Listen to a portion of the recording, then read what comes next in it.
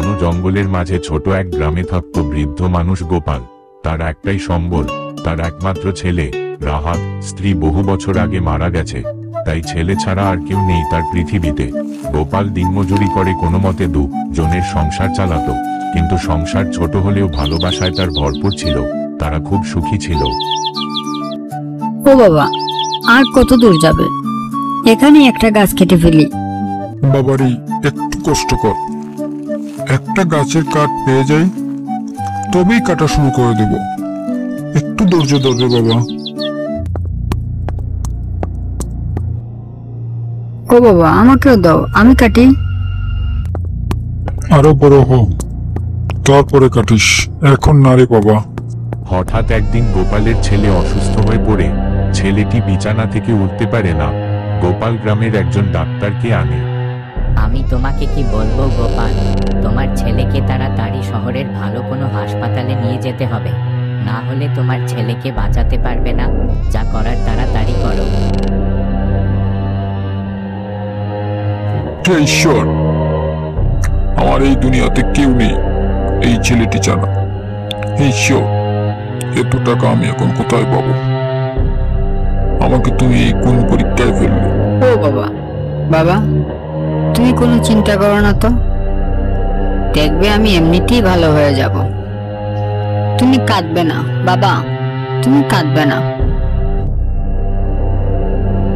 গোপাল গ্রামের অনেকের কাছে গেল, কিন্তু কোনো কাজ হলো না। কেউ তাকে টাকা দিল না, সবাই তাকে কোনো না কোনো অজুহাত দিয়ে বিদায় করে দিল। পরের দিন গোপাল গেল জঙ্গলে কাঠ কাটার জন্য। হঠাৎ একটা গাছ তার সাথে কথা বলতে শুরু করলো।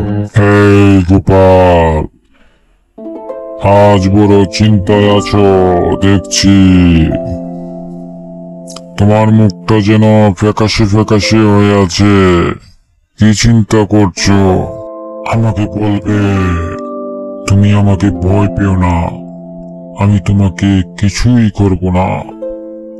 আমি কারো ক্ষতি করি না। গাছ ভাই, তুমি কথা বলতে পারো? হ্যাঁ, আমি পারি। আমি কথা বলতে পারি। গাছ ভাই, আমার একটা ছেলে আছে। হঠাৎ করে কাল অসুস্থ হয়ে পড়ে বিছানা থেকে উঠতে পারে না।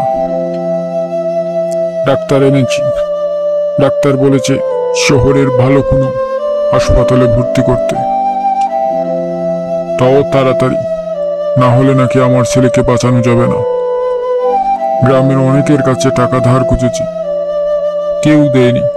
হে গোপাল, তুমি আমার কথা শোনো।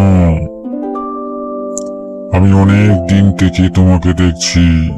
এই পথ দিয়ে তুমি হেঁটে যাও, তুমি আর তোমার ছেলে। তুমি একজন ভালো মনের মানুষ এবং সরল।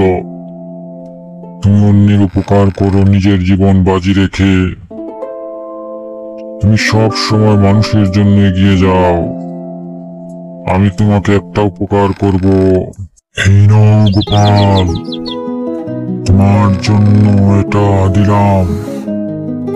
এই হাড়ির মাঝে অনেক সোনা আছে, তা বিক্রি করে তুমি অনেক অনেক টাকা পাবে। তোমার আর কোনো অভাব থাকবে না। আমি শুধু ভালো মানুষের উপকার করি, খারাপ মানুষের নয়।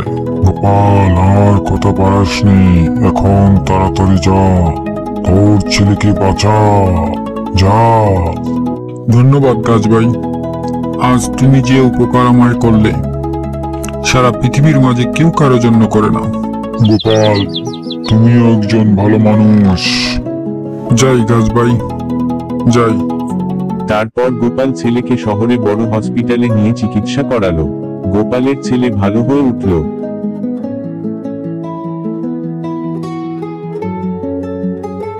কি কাকা, আপনার ছেলে তো এখন পুরোপুরি সুস্থ, এখন তো খুশি কাকা?